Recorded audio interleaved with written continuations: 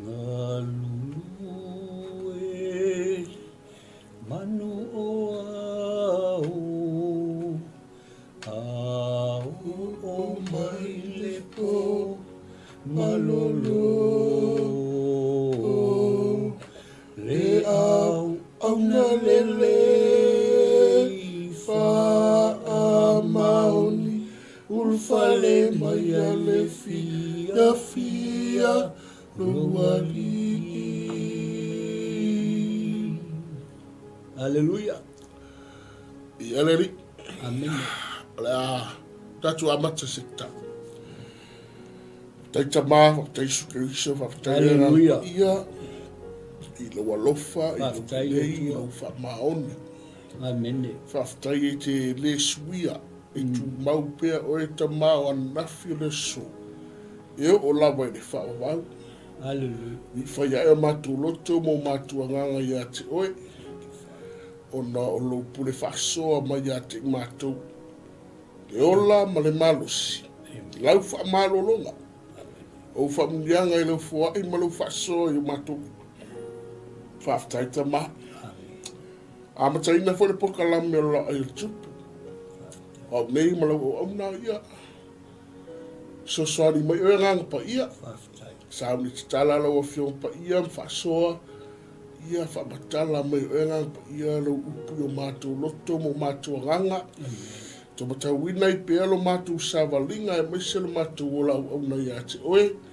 Angara lei mai pokalame nei e renga te ilea ia o le misiona nei fo i lau o auna ma whatu. Ia me se fo i o au na lo mātou ngāru rue le misiona Global Kingdom. Whamanuia fo i o tamā.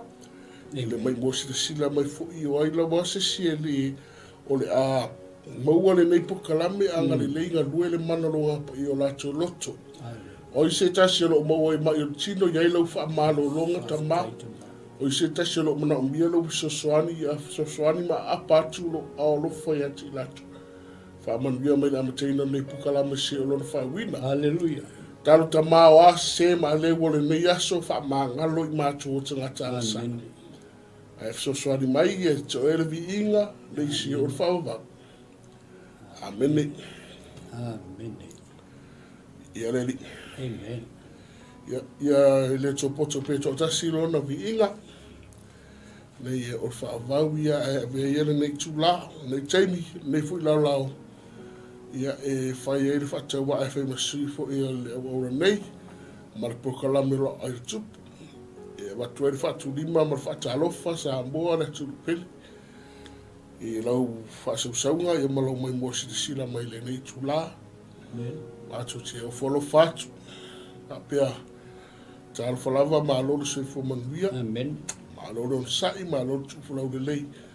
Ia e fi au mga luenga o Tuesday o whai walo finima. Manuia le atua. A talo fatua ia una tofi le tua. Amen. So se fata faita ulanga. Ia maalo la wari fatu toa maalo ngā lui. O tamali ingu fai launga i tamama tina mātua. Ia o maalo sio e kalesia manu. Se o la wai whana witi. Sa alofa. Amen. Le mwhai on whaangalo ina ia wo mamai mpa anga masani. O le pokalame nei ma le misiona nei.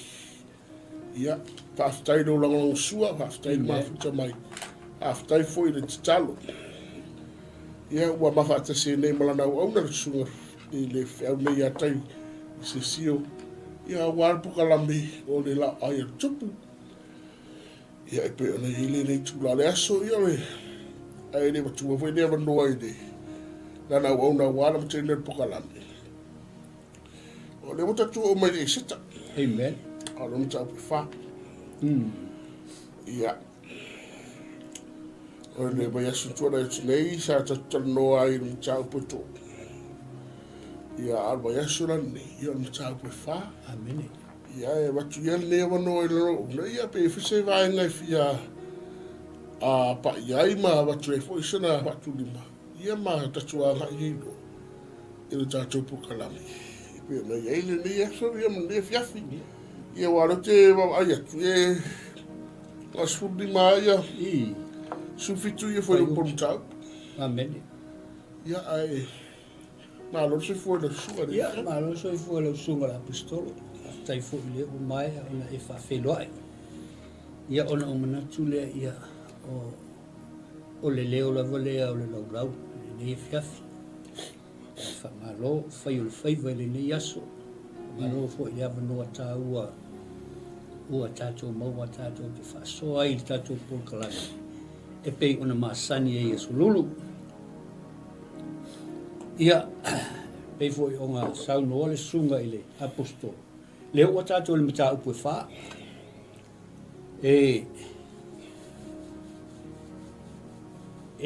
Wa mata ona bevesi le malo.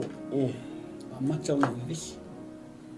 Ai ile nei mata upu e wha. E iai ar fesili le fesili ai le i amataina le tātou kalame. Awa o le mea le tupu nei. O le fesili lai whapea. O le ase mea e te whaia pe a whai e te whaalongo atu. O lou si tai i le atua e whano ai lou soifua. O le ase mea o le asa utali atu pe a whai e te whaalongo atu. O lou si tai i le atua e whano ai oe. Amene. Ai, o le manatu au tu o tato polkalame, whai mai surrender, matali tonu i le atua, i taimi o whaafita aule. Amen. Surrender and trust in times of crisis. Amen. Ia o le whasilinga e te tari lawai oe. Amen. Ele mo whai ona o talina mo oe. Ai mawhai ona watuni wae ngai whesosoani i a te oi lau tali. Amen. Amen. Pe a e surrender. Ma tali tonu i le atua. I taimi whai tā. Amen. O le mta upula lea e wha. O le tusi leo e seta. E o lo tala noa mua o lo tala noa i le upule o le fefe. O lo tala noa i le upule o le whatua tua. Mai o lo tala noa i le a. I le taita inga po le wala au o le atua. Amen. Amen. O mea e tolu, o le whaafita uli i il mata upulea. Ua whete enai, waenga ia. Ua le mawhai ai o na maua se file mu iai, i amara te kai. E le upu wale wha Britania, lau sunga le apostol. Silence is no longer an option. Onga o le te leo le whaafita uli. Ua le mawhai ai o na toe nofo le lei more te kai. Amen. Lea la o le a kako moli mawina le ngā lue ngā lilo le atua. Amen. I le whaatulanga ina, i le positioninga o na tangata, ai le io o mai crisis. Kusa, o ngā luenga lea le atua le whai mai i le mea lilo, o lea, o le whaatulanga ina o lea tangata, ma lea tangata, ai le io o mai whawhita auri. Amen. O le foila tātou wa ai i le vevesi. Po le tension le vevesi i le wala au le atua. Ia ai mai se lo tātou nau e tali atu. Whawhenga e tali atu le atua i taimi whapea. A leanga whaelo mai e eseta, whai mai. Ana pongi ma le tatalo. Leanga mafuai o ngā U-turn le whawhitau. Kusa wako e fo i le whawhitau li. I le kangaka le ngā makamai e le whawhitau li. Amen. O le turning point fo i lea. Whai mai mura te kai. E loa fo i e ai po ua whai oi mamasi ofo ona o se taimi whapenei. Amen. Ai ka ke le i o lo pasta. Se i e whai tau mai ala ma le whai upu mua e tau le wha. Wha mona mone. Wai loa e mara te kai mea uma ua whaia. Ona sae ai lea e mara te kai ona ofu. Amen. Ma ua ofu o ia i le ie tala ma le lefu. Ma al watu te tonure a ma alanga i le alanga tele ma ua lotu. Amen. Watu lava o ia i luma o le whaitutoa o le tupu. A ua sao na uru watu i le whaitutoa o le tupu a o ofu i le ia taratala. O le tu malo foi ma le tu malo uma. Na o ia le upu al tupu. Ma lana tu lafono. Ua whaanono a tele ai 𝚟𝚒𝚍. Amen. Ma ua ana pongi ma whtangisi. Ma tangtui. Ua fofola foi e le toa tele o lato boenga i ia taratala male le fulefu. Amen. Ona watu lea o le ngata tenge o eseta. Mana e wika. Malatu watu ia te ia. Ona matuati ngā i lea o le masi ofu. O ia abatu voi ofu wai mau te kai. Ma ia awe eselo na ia taratala ia te ia. Aere talia e ia. Amen. Ia, vi ia le tua. O le whai upu mua e maua atu le whalonglong. O lo o whailoa ai le public grief le ana whai e morete kai. Ia. O ina e ta umai ai le matu ia. E mai se fo i le tele o lea. O i fo i lo mai ai le mele nga whai morete kai. Rona whaatua tua. Ma le courage o lea. O ka maloa. Ia. E uila e le o ai atu i le atua. Ai ua lava le man malama ma le belief i le atua o Israel. Kua lava i alwhakupua ma le tautonu o Moratikai. O lo o iai le ao la vea i o le atua. I to tonu o taimi o whawhitauti. Amen. I ele li. O le mea mua nga whai e le li leo Moratikai nga act i lo na whatuatua. Amen. Le tautala no le whai upu mua. O le ngai o inga le nga whai Moratikai. O le ngai o inga le tangata ua masani e taitai. Leadership. Amen. Hallelujah. As a leader. O le tāua la lea. O le mea nga whai Moratikai. A wai le ina tia e Moratikai longa Jewish identity. Ele ngā kia. Ngā kawe Moratikai i au aunga i le whaitutoa. Ngā lai o ngā ho i ana man. Amen. Ele inga ngā inga. Ia e o fo i lea. I le tangi lotu. Ma le ofu i ie talatala. Ele ngā kia. O ngā o inga uma ia. Ngā whai Moratikai. E kakau o ngā vea fo i male sona mo tātou. Po o awhai ngā tae o mai. Tū pēr lea mi o tonu. Amen. Tū lea mi o tonu. Stand for righteousness. O le kaimiringa i. O mea i kukupu yaso ia. Se lea ma se ngā o mea i tupu vai taune. Apasta. Lei ma se ngā. Ai a kakou le tū lea mi o tonu. Kau ke wha le kongu. Amen. Whai ngā malo. O kua ngā kaia. Amen. Kua lava tangata ia. So se malo lolang. E lua lava i tū. Amen. O le ama le e. I veo sa Samoa.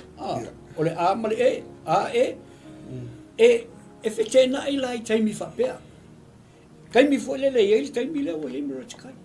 Amen. Basta. Hello, vi ele li. Amen. Oftai ro sua wa tatai no tatida.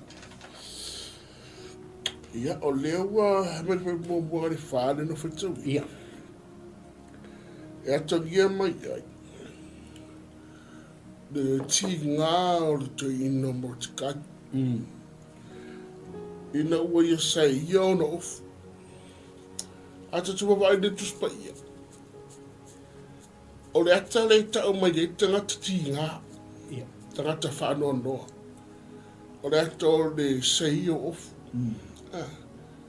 E tau mai ai le whanono manua le tangata ilu mo le tua. Sign of grief. Ia. Grieving. Ai ne fu tatu wa ai. Afu le tala mal le frif. E le ostangata mo mo fo le tatu wa ai fa le ata. Awa to tele o pe fo tawita. Tele tangata na la to fa ia nge vaenga le o le ato le ti ngā mar fa no. Au le ata fu i no pe mai ia wa sa ilia tu ile tu. Amen. La ngona le na o ia Mortikai. Ina ua mau e Mortikai le tala. I le tūlanga o le ao o iai tangata sauta. Ia matua mai Mortikai o le ngalua I le mautatu. E iei au wala mwhaia whai ei wha tangata. Tonga whiti wha alupune. Mai mwhaianga na wha umatia sauta to tene. Ai la vea ina sei tato la I tiri tono mota. I au wala whatangata wha aona pone. Ai wale o le manatu o Mortikai. Ai sea, ma mawha ia Mortikai. Tangata o lona malo senta. Amen. E le o mwhai e ui au ngā lue mo tupu. E le o mwhai e se ina mai o ia o le sai ta mau I rawa. E re mwhai whiga whisi au wale whaasau ina mai o ia. Ai whaafanoina sauta. Au ti nganga tu malo ai sea. E moni le lofa I tangata anu o lona malo sauta. Amen. Ale whamenga tangi rotu rotu. Tangi leo tele. Pai kemi e a tangi loku loku mkangi leo tele. Sika malo makua I e vile next nei pandos ka tro. Amen. O ina ka malo e. Bisa. Ia. O e vile nos ka tro. Amen. A Mortikai. Sa o e lau sa roanga. E le popole a Mortikai lisi. O le watu a Mortikai mwhape atu. This is who I am. This is my identity. I am a Jewish. Yeah. O au o le tangata anu o le ufilifili o le atu. Amen. Le ara e tangi rotu o to ina. Ai ele si me mana ia. E le na o Mortikai o lo wafa marchi ngārea. Are fa me foi pato. Oi tu malo malawa. I tu toro peresia na o ye le tala inga. Lea e ngafa male. But the battle there. Amen.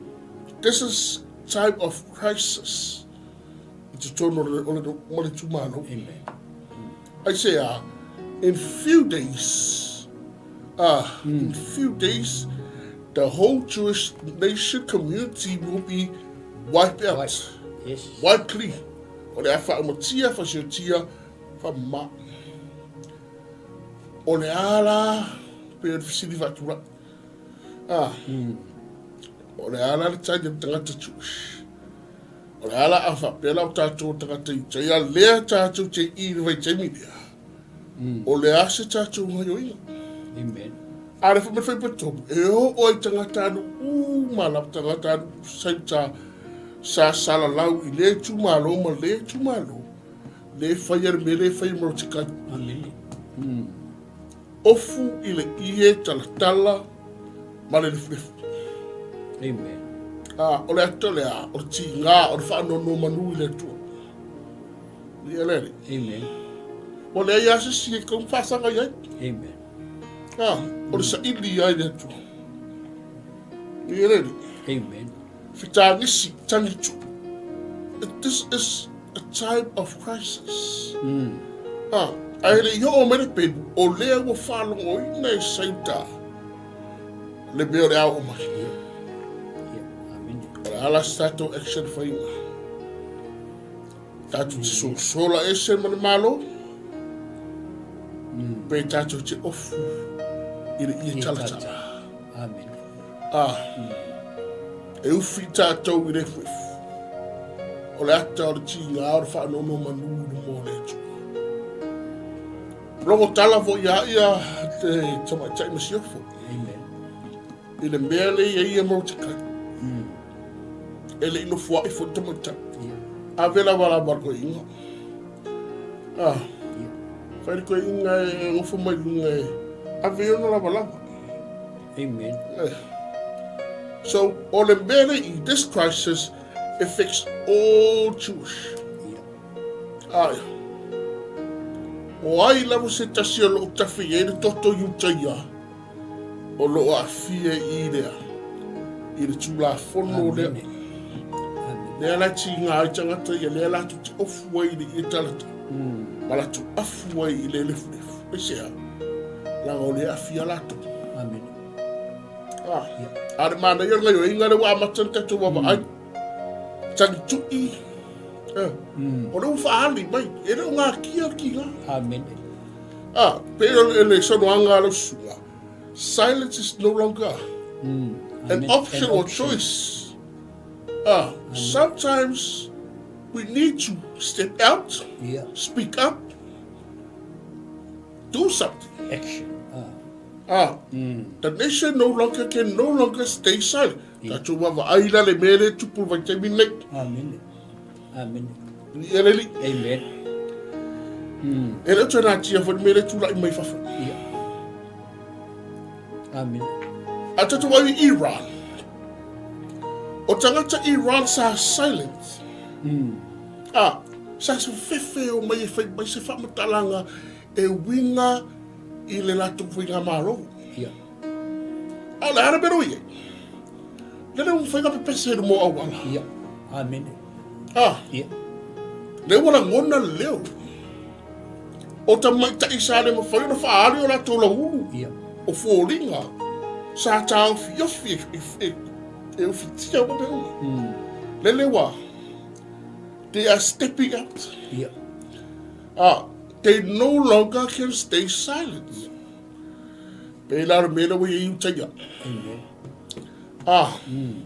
Silence is no longer option. It is time to call out. I am going to tell you that way in more time for me. I'm going to Amen. It is time to speak up. Do something. Yes. I say, langa ke lefa fika. Amen. So let them fight tangata ia pasta to righteousness. Yes.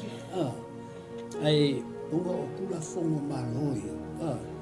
Especially ecclesia na religions here. O fa fika ulinga.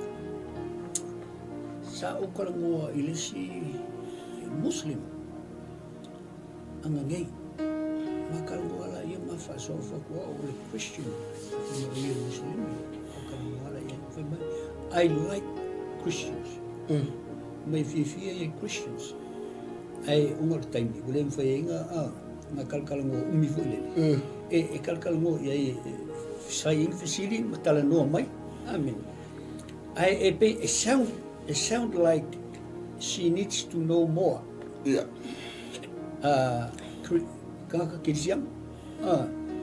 But we'll see them again and we'll try and have it kala ya Yesu.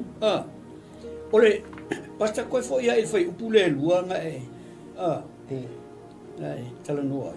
Ole mangai ia ole powerful ia ole fai upule. Ela no fai too powerful. Awa olo o tau mai ai olo o iai se vanu e vai e seta le mele e seta ma le mele tu ai mo te kai amen langa fa mai nga sawa mo te kai sau le gate alfa fikauli ele ma fa nga sili atu le gate there's a ele vanu le vai mo te kai mai ma e seka amen Ole fafitauli, ole mele ia eseta. Olo ia le luxury o lalangi. Ole mele tu ai mo tikai. Olo ia le suffering ole lalangi. Amen. Olo suffer. Ole winga la lea. Suffer la ona oi, ona ole tua. Amen. ongo le tonu lava mo te kai i le atua. E le ai masasi mea o wha moe moe ai mo te kai. Na o le atua. Amen. Awa e kei loa lava i kala mo te kai nga whai a e seka. A e le manga oi.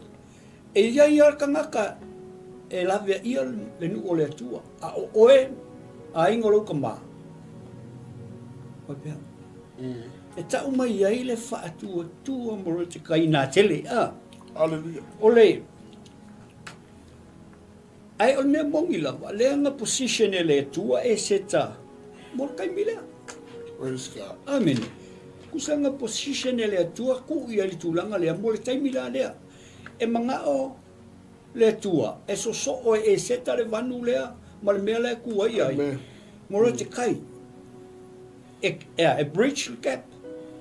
Lo winga ya, e so e manga o sau e seta e so anga o e se kala ve fai so o e sia langa o yol masio fo o lai to tonu alfa fika u o ka masangi e se tele ile mafanga fanga amen o ka masangi e fo le o fai ke mo se kai a ka kali mai amen Hallelujah. o le ku pale o lo ia ile e se ka o le la langi ngai ai tatou o le matango fie ngā lolangi, o le mawhanawhana ngā lolangi, a o le isi ku, o lo kalangoa le whanua noa ma le destruction, i le mele ku ai ai, i mora te kai. Ngā position lava i le atua e se tai i, ia so o le vangu lea. Sometimes, whainga ka o ngā make sense ia i tātou. Ai a tatou wa ai le tala ia e seta. O lo o iai ale atua i tu tonu. Amene. O lo o iai ale atua i tu tonu. Ai sea, langa o le surrender, lenga surrender ia e seta. Nga mga oi wha ngaro ngaura. Kusa o surrender e seta, ma trust e seta. I le kaimile mga umiai, e le nuku o le atua, amen. O le alaku lenga le kua ia maro te kai. Family spot ia nga makwalu mo te kai le edge o le pa. Yeah, that's right. Kwalua ku le edge o le pa, o le piko o le pa, o le piko ngal pa. E ke rei o le vangula ia.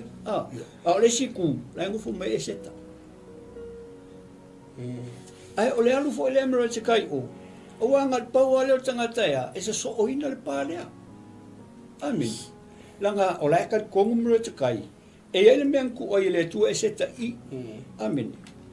O lo wha ilo mai ai. Le matu ia o le mea o lo tupu ia e seka. Amen. E pe ia ua ai fo lele i e pasta ile whai upulelu. E wha ilo mai ia i tātou. A o fo lele i taimi e tutupu ai wha fitau. Au kakera lafi. Yes. Sei me tutupu ai whawhita uli whaingatā.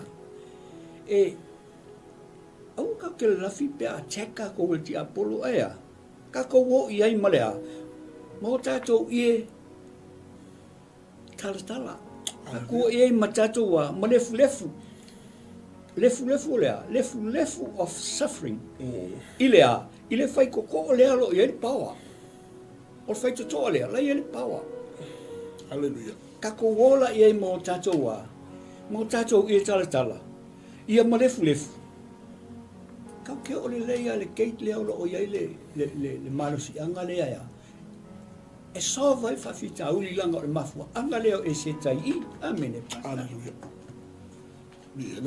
Amen. Praise God. O le mana ia le bridge le ne te noia.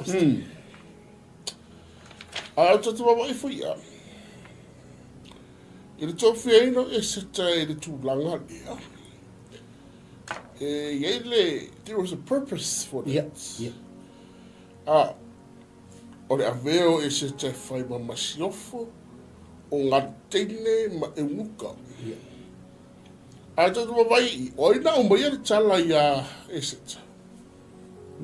O ana ngā teine. Amen. I leni. A points e se te whai masiofu.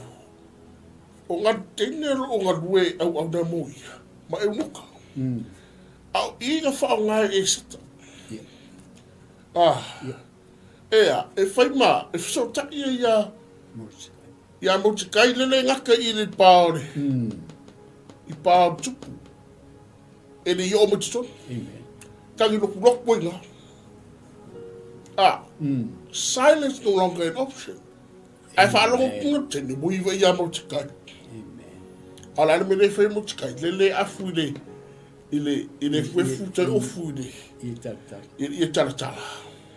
Amen. Alo tangi rutu o mai ngam tene mai e sita. So inala le whafopo okay. Amen. Au noa ma se loa e sita me rotu. Amen. Ai nga whaonga e sita ngam tene ia. Lala winga tala.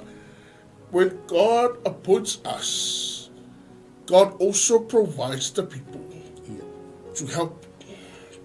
Amen. Ato fia tātou ele tua, e au mai fu i ele tua tangata ea, e ngā lulue, ina ia whātau lue, ina le purpose o le wala uina, ma le whina ngā lua le tua. Ālare i inga tene. Ea, e whisoswani i le bridge le tau e pasta. O e se tana whai ma awara lau papa. Amen. Amen. Ai, e lei act alone, ai sea, ala ngā so fia i le tua. Te me tā wita e le tu lai, me tā wita no ngai a. Na tā pena e le tua tangata.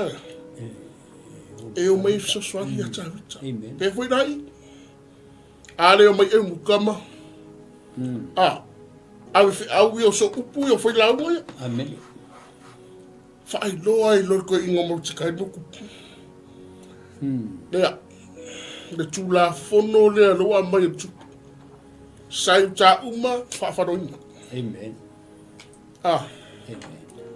Ringaranga tala, o le avea e se te whaimusi ofu. Na tō fia fo i le tua tangatai. E whisoswani a e se ta. Amen. E le i arunga e se ta. Praise God. The mera te loa. God never fails us. When God places us somewhere, He will make sure that you get all the help, the resources, the people. Ea, e whata winam whala tarataina, le calling pa le wha moe, ma le purpose le tua. Hallelujah. Amen. Yoe ala na ngā lue mau te kai ma esits. Ai pe sa oi fu ia ia lau tu o wea sutua rautu nei. God is working behind the scene. God is in control. O renga lue le tu ea. Te pena mo tangatai. Amen. Langa eri, anga le tangatai e reiro e sita. Back and forth la i o le whea. Ai whao ngā e le tua tangatai e te tofi e. So swani ia e sita. Amen. Ia leli. E leilo e tātou me supply le tua. Amen. Amen. E leilo e tātou. O le, e ofo i le tangi au e a kamaka le o mora te kai. Whamai, pe onga e tā ua mali nuu atoa. Ole, koe fo i ai onga ole tā ua ole nuu atoa. E nganga koe fia pai e skamai nele a pasta. Ole tā ua le community. Ole tā ua le community. Whamai nuu a koe le nga mora te kai le. Aia, ma le nuu a koe. Mai o yo lato moenga wa mai awala. O mo melea. O ye tala ma lefu. O fe kanisi ai. Ole tā ua le community. Amen. I kaimi o crisis. Whamai ua te tū whaatasi. Ua share le lato whanonoa. Ua le whaangongole si ai whiawhia le si. Ua share atoa. They share their sorrow.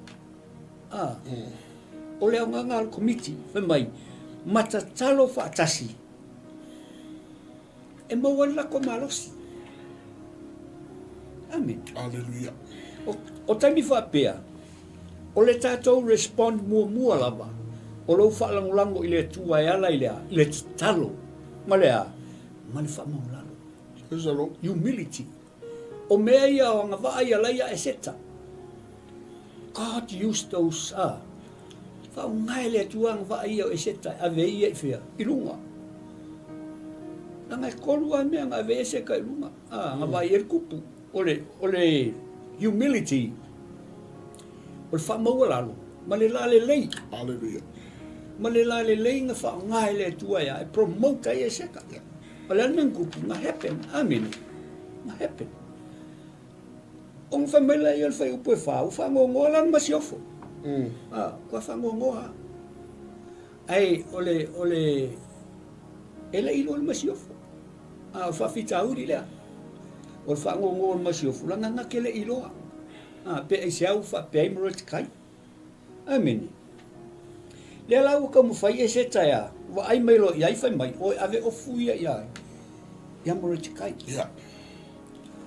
Ai awaku ia mora te kai. Ai musu ai mora te kai. Musu i ofu.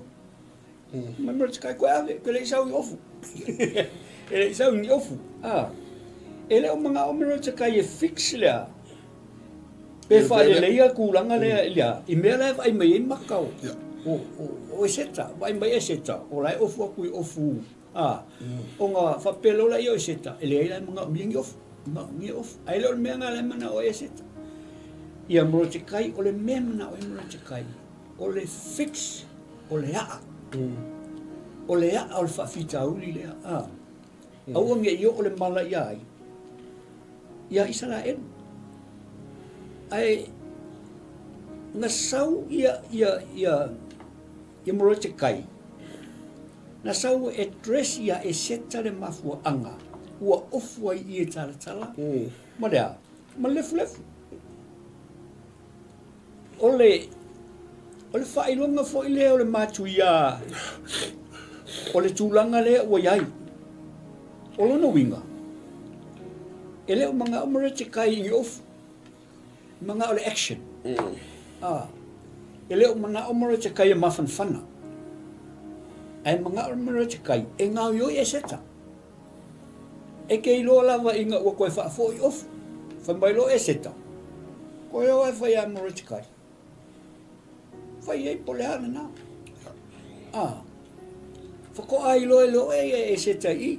Amene. E leo le mawhanwhanga nga sau wai. E mga mia lana masi ofo ia. E tū le tūlanga le o iai. Amene. Basta, le laka o whai upu lima pia. E se me koe whia karangoa i. O whai upu lima la le tau mo whai. E su e po le ale mafuanga. Ina ua i loa e seta. Ua koe li ua ilo na mawhau whai mai a. Ua whaatoanga po ua sanga tonu ua langona le alofa whaatino. Le ua amakan koe li liu mawhau e seta le mawhau la. Ina ua i loa le mea le atupu i le nuu o saita. Le ala ua amata ona le toe mawhau e seta le mawhanwhana. O le mea la iai. Ai ua amata ona ngā ioi. O le ala le purpose o le position. O le ala le purpose. O le avango kongo ale ngā watu e le tua.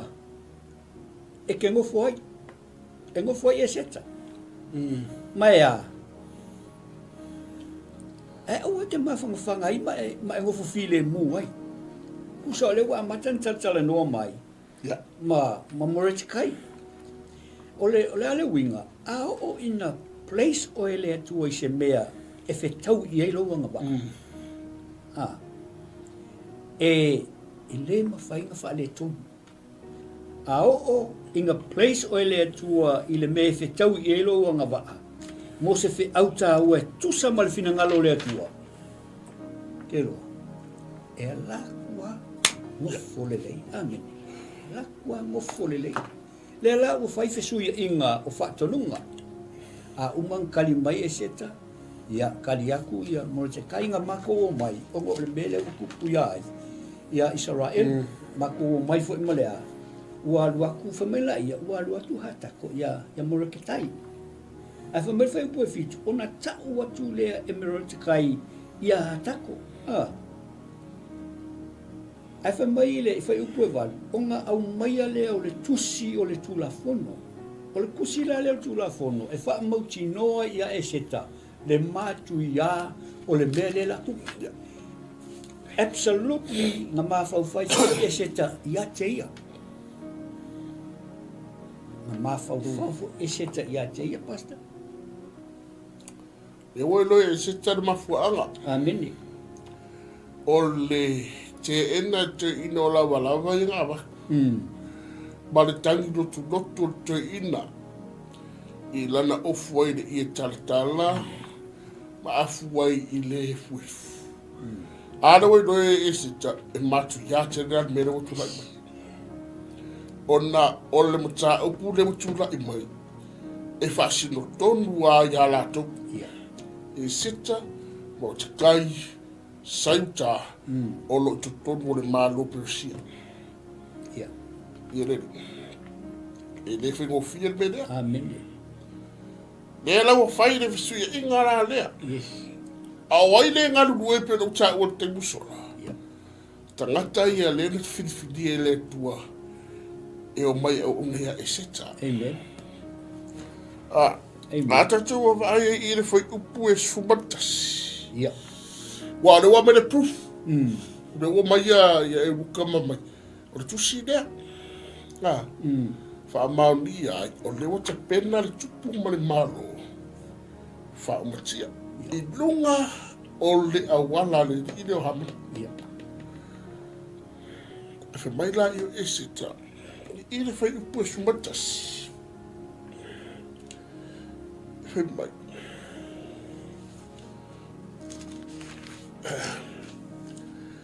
Wailo u mai o na tupu. E le ai le esita sere malo. E ma fai ona hulu i le lotuaru. E au noa ma se valaudia. Amen. Amen. Langa wa iai futu la fono me hapene. E o ya e seta. Amen. Yes. E o ya e seta ma i seta. Koru sfuru waswere i o mas abianga waya. E le so gani e se kae. E le peo keminga i a fia la kwa kana ngoe le to lua. E o perfecto. A o io no pu i le no fua inga to inosu. Se i lunga o vala o bia e seta se sa e ba seta. Po to su ia so kri fa ai ko inga. Kursu ni a se i sa wa se vala o ko inga po a mer ko inga. Fa fela go ba. I fa fela go la kwiri be se vala o bia. A o tu la fono. E o titata. Amen. Ia. O te fo ia la ia de ta ua o upolena ta ua de matanga o le tusi lea. O le influence. O a fianga le lei. Moro te kai i le o langa o le tene titine. E seta. I le ola tuputupua e seta mantua o le kausonga. Ia. Ai sa ave o ia mata mai a tau tinga ma tau si tau tene. Amen. A wanga fianga le. Ne o fai atu e sita.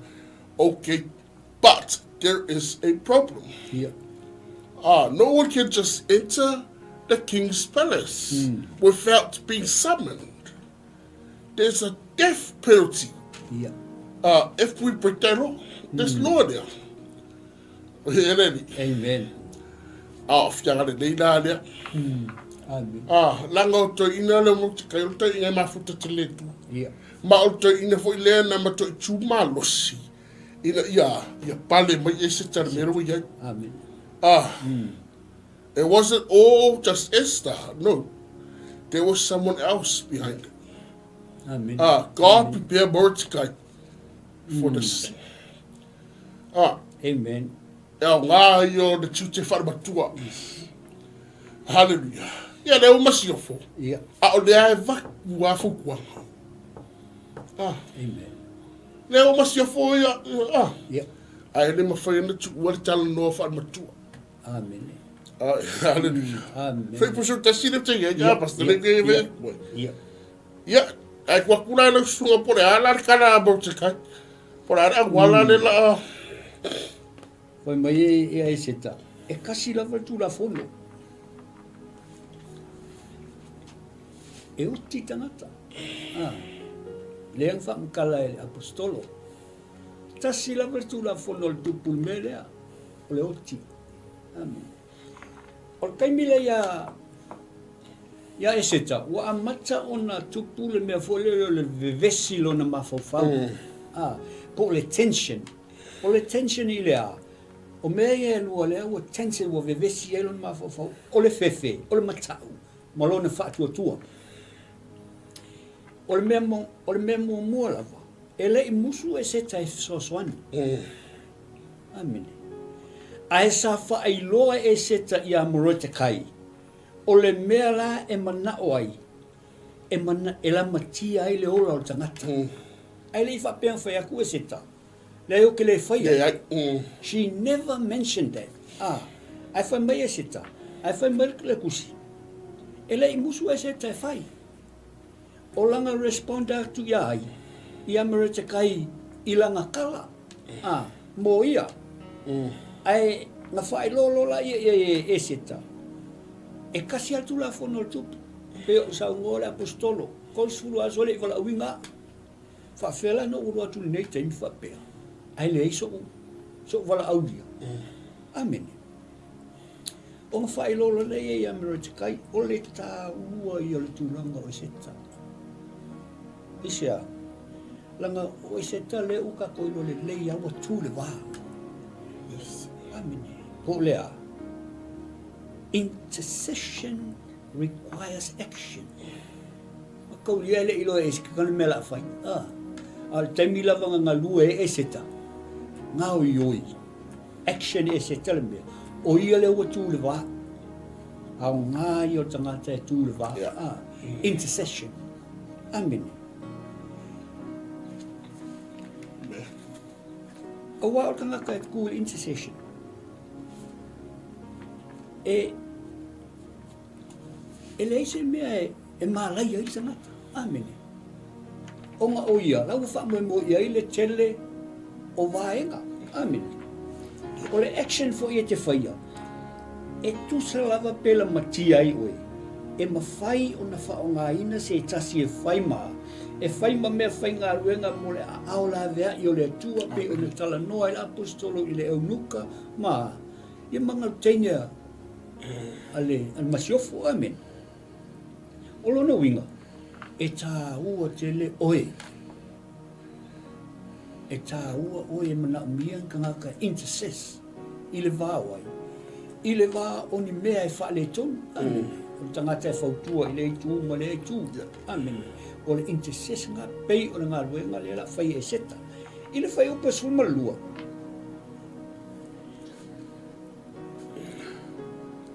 Solua ma suma tolu.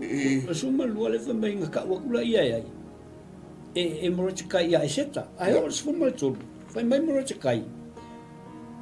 Le e manatu i lau roto. Ina ua e iai i le a ingo le tupu. E whaasao i nai oe ai 𝚟𝚒𝚢𝚅. Amen. Aua a whai te martua whaalongo i nei. Iona po, e tupu mai, le tuu saunoa ina, ma le lawe ina, o 𝚟𝚒𝚢𝚅. Mai se tasi mea ao oe, ma le a ingo rau tamā. E whano auto. E loa foi e ai po ua whai oe mamasiofo ona o se aso whapene. Amen. Amen. Lewa amakanga mangingo mai. Amen. Wa amakanga mangingo mai. E iai le tau o lau le tau tala.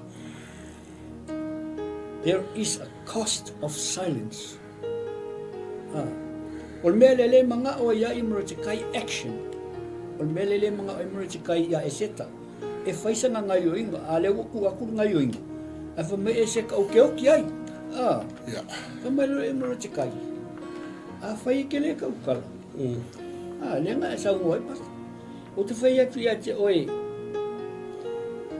O le la vea ia 𝚟𝚒𝚅. E awala mai se skamata. E ma whai. E le atua o le whai. A oe maloa a inga lo tama. E whano. I loa fo i. Whamana i o morete kai. E i loa fo i ai. Po ma whai oe ma masiofo. ona o aso whapenei, whai mai whapetania, for such a time as this. O lau kikilo iai, tusa o leo o whamanatu e mro te kai ia e seta langa whainga malanga. Tusa leo o tilo mro te kai e mga o kikilo e seta i le taimina a mata o sau ai. Amen. O le ale winga, i le kaiminga matu o ti ai. E o atu i le a, e o atu i le taimi le o masiofo ai. Whai mai mro te kai, ngā wha o e le atua. Mo le aso ngai. O le winga kongo ngā tala mo kai. Whai mai ngā wha o e kakau whai kia ke mo te kai i ana saunoanga i anga kalai whai ia e seta. Kusa le pe whatau anau. Ia whai mo fie ia e seta. Al mā ngai i o kalai seka. What a answer. What a respond. I whai upo sfulu lima. Mali sfulu o. Pastor. Ai te tiri o tua lai whai puka. Sia pai ai i rau umana whape atu e seta e whai a motika. E toru suaso kiri koe o le mautor tupu. Amen. Which e li i whape atu e seta no. O lea e whai loa e seta the situation le iai. Yes. Ina ia malama ai motika. Le isa se whai a kuku anu whanatu. Amen.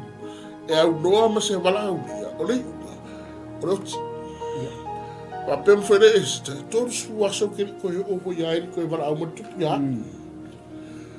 And they'll say no like it's just stating the facts about the situation. Never did she say no. I do not want to do that. I have to man ia o ia tani to no mochikai. I just want ai. Me mochikai for pusumato. They're over towing. Is it ole luki. This is a challenge. Ole luki whare matua i le awhawhini. E o ngāru ia. E a langa e challenge e le loto. E puna mai manatu le. Me mo tikai esta. Se o whii.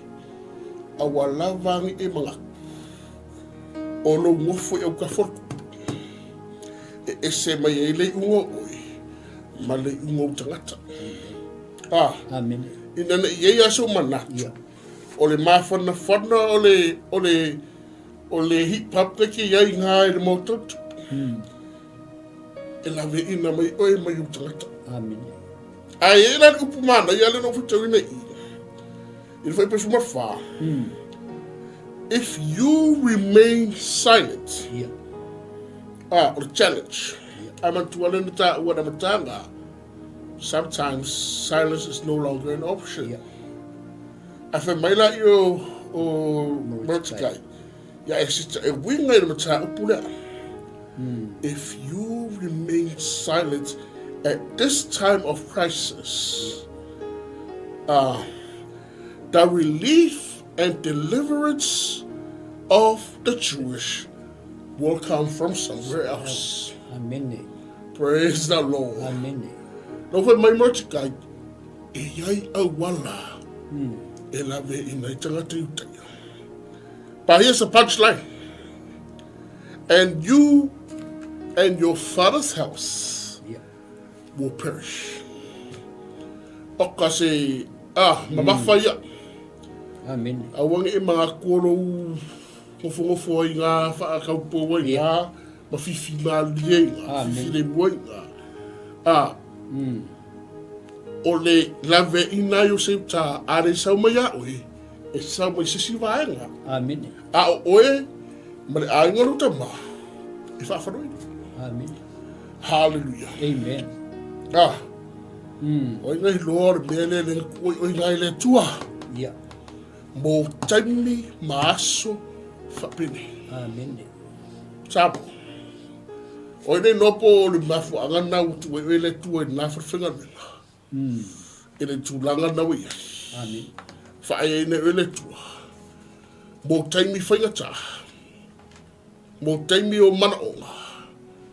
Mo taimi o whaauratanga. Amen. Praise the Lord. Lea la challenge. Amen. I think nga pa kong watala lea mo tikai ya esita. Langa le lata tuaga ia tu. Ina tani esita. Isau esita. Mo sau esita malea. Male solution. Amen. Le mo sau esita malea. Mal fora le. Ele isau mai ya mo tikai. Amen. Isau mai siona fini. Ai mafusia le anga challenge e mo tikai. If you stay silent, salvation will come from somewhere else. If you stay silent. But do not forget. Yeah, finally. Amen. Praise the Lord. Amen. Silence is no longer an option. Amen. Manga ia ia. There were place that you to langa nei. Mo taimi fa pene. Mo taimi fa. Tu langa na wo yai no fuanga na utu ko ta tu le tu. E yai lo na mafuanga, e lo na fa mo mboe. E lo purpose. No fu mo toi mafau tu. Ile ko ngo fu se ta mafau ilanga. Ile amatanga mai ngolonga soifu alonga wa. Vea ona matua. Faia mafafine mo tikai. O le tawhianga mai fea, mai o 𝚟𝚒𝚍𝚎 I papelogia. Pule ai peresia, ele se malanga whaingo fie. Ele se teine matua tele, ia se amene. Ele whaingo fie la o koe ngofo mo re tikai, matua e wha manatu ia e seka, tūranga ia. Longo winga, e te mi tātou toi nofo ai, ma tātou toi mawhauwhau. Ke lor ke leo leo ngā le mea. Toi mawhauwhau lele, I lau sa walinga mai le amatanga. O whea sa e iai. A oai sa iai. Amen. Lea lai le ngalo iai. Ia e seta. Mo le ngalo, nga umang wha mga ku iai wha ke imo le tikai. Nga wha au hao e le atua ea. Mo le asol ngai. Le asol ngai. Vai kasia le asol ai kalango. Mo le tikai o le asol ngai. Aisia, nga ngau mele la tupu. Amen. Ai o le whai upo sumalinga. Kali akulo e seka. Amen. Le ua wha poto wha mai e seta I amore tikai. Wha poto sai tā uma. O lo oi susana. Ana popongi o tō uma. Ona wa. Wa waila le koa le ua ia e seta. She's come to her senses. Le ukoi mga kua le e seta le mea na tupu. Tupu mai ai sau ai. Leu koe wha mangaku e merita kai, leu koe maramarama le e seta. Koe mai ola I anga pongi I aso e tolu, awole inu, awole ai mo aso e tolu, I aso e tolu. Mo wau. Mo wau, lono wingo le anga luenga le la whai e seta. Ole alu le tupu, lala asa wali I le mea e uti ai. E le se si mawhauwhau mau. Whai mai e seta. A uoki ai. Oki ai pea ia. Longo winga wa offer, wa surrender, totally surrender. I lona walawina. Ai sia, langa lai, loa e seta. O le mea leanga ho ai tu langa lea. Amen. Pastor. Ia.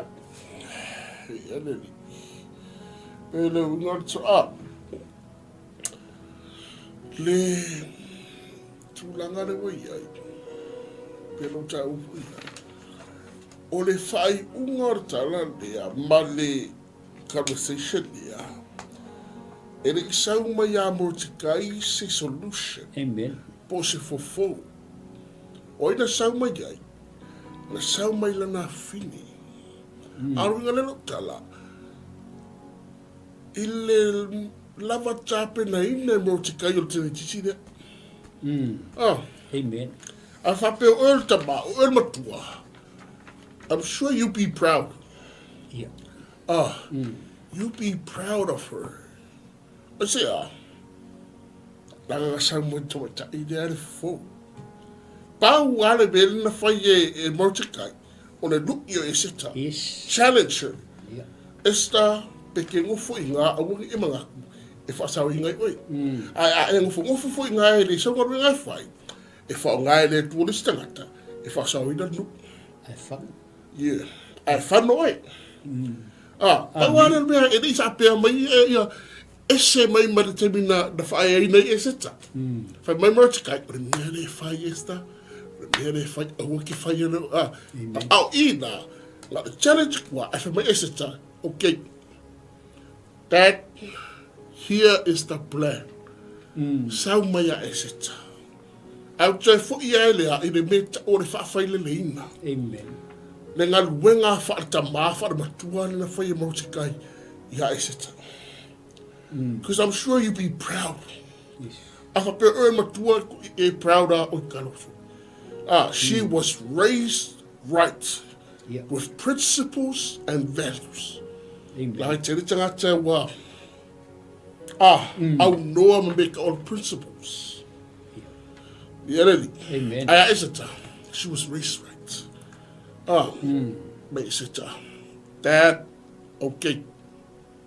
I understand. Amen. Situation. O le mea lea lata tu whai. Sau le plan. The plan of attack came from the queen. Yes. Alula ia tala ana pongi mai. O au mala tini. O do the same. Amen. Ana pongi mai moa. Ai o le a whai lo tiuti. Yes. O le a whai le tiuti na wala a wina ia. Amen. A o wato tiuti. O ti ai pe ia. Amen. O le wala a wina o tātou. E le i tātou te le i wala a wina i tātou ina i a tātou fifi le mbu. Amen. Na wala a wina i tātou ina i a tātou wo e whanu. Le lei, le anga, matangi, a whā, aso taunga le muai, aso le taunga le muai, e whātau ruku ar wala a wina. Amen. Tara le e sita. A wati pe ia. A le o ti runga le a. O le wala a wina. Amen. O ti runga le mission. Yes. A le anime rau whai, sau wale call me the queen, gather everyone, ana pong. Amen. Ni e leri. Amen. A le amako whai e fu. Ni ala mato whai e fu. O le ase e wham dianga mana, i te mō mai. O le wala a wina. O le wala a wina. Peso longa le li, peso longa le anga. E whai a, i te galuea. Yes. Tātou te whai ala. Tātou te au na pia. Amen. Good or bad. Praise the Lord. O le si mele, o le a community in the tower. Yeah. O le a ngai o mei o whono talo. Langa e se alo e i alu lo e a whewhema. Yes. E se leo mai whaatasi. Tutu whaatasi. Ale whai. Amen. Se whaaputupoto se tau. Tātou tūru whaatasi mo le tuare talo. Amen. Stand together in prayers. Mea ngā le whai. Amen. Le wa pale matua ta ilu masiofo. Alea, le u whaapoto ina e seta. Ona tangata. Stu whaatasi tu mo le tu. Amen. Ai, ole a whaia fo ili mafua anga. Nā lai ona pale. Mo taimi, maaso, whapene. Amen. O se le sona maia. Amen. Mo te kai, au wāre vai tana noa whanamatua e no whana. Au wāre vai tana noa. Au wāre vai tana noa. E seta, whaatino pere whaiva. Whaatino whaiva. Whaatino whala awina. Malea, ana pong tu whaatasi. Praise the Lord. Amen. Tu ire lang. Yeah. Amen. Tu ire lang. Yeah, ono tātaimi. Unga apostolo. Whai arola, alu rola ia mo te kai marfia fia. Whai mo te kai moi kano whasi o fi. Wara, Yeah. alu marfia fia. Iai. Surrender. Nana wana. O le mele whanga whai e se tau surrender. Ya. O surrender i le taʻitaʻiga le atua. Amen. Langa e keiloe lea, whai mai. Anga popongi o tō uma ona o a'u. Longo winga ya. Ua ko langa surrender. Fa mai tatou theme. Surrender and trust in times of crisis. Longo winga ya. Surrender ili ta inga le tua.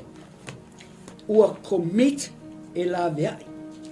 Leo commit ia e seta ya e la vea ilmu. Ua uma ona whaaloto le tua. Ai ua sauni e ngau yoi. Surrender and trust.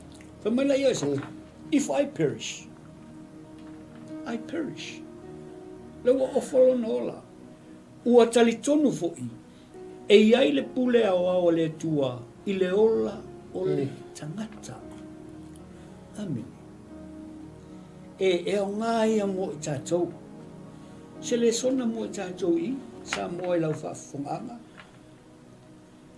Ai le inga yoi e seta.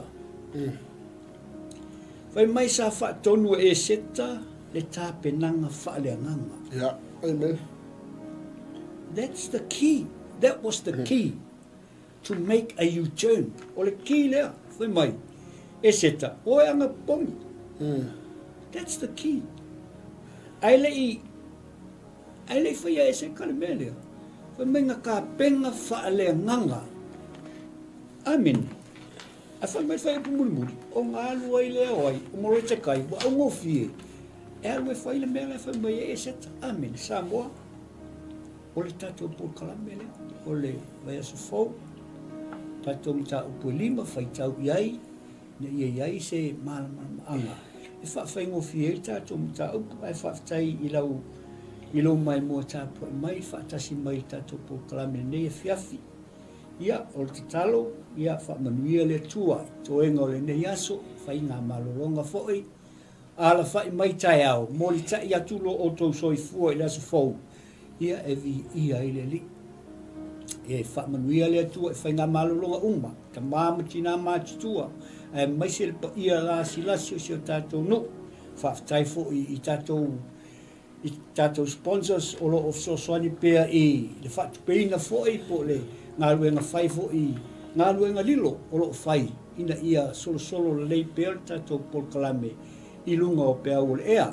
Ia, whamalo fo'i lau sunga le apostolo, haftai fo'i le mātango fio o le knowledge o lo iai, ina ia whapea o na solo le leia pēr, le whaafonga si o tātou o tunu, ia e mai se fo'i le pol kalame nei, ia ai le ase upua, la vale fo ile nei fiafi sa moa ia a lue ave fale io o tu fi ngalo poto lava le tautai ai selo na atu iam ai o le atu lo el apostolo fa mo mai ta o si talo basta Te tamā, te isu whenga pa ia, tai le upo matu whaalongo iai, ia anga le leita mā, ia whaongaina, ia tāpina ina i mātou wāli wala o wina, ia wafu i mātou ngānu e mo e mano whina ngānu, whaamanuia si o mātou atunu pelo Samoa, mai lawa i monga tele se o mawaichi, e hei o whaamuianga, ia ilo whaamaro ronga i selo mana o mia whaamaro ronga. Amen. Ia ilo whaasautonga i selo mana o mia whaasautonga, whaamanuia po kalame nei mana misiona, whaamanuia Samoa, mangalo i mātou si. E ta mai whaavau. Amen. Amen. Ia, sui fuia sa Fuia me manuia. Please.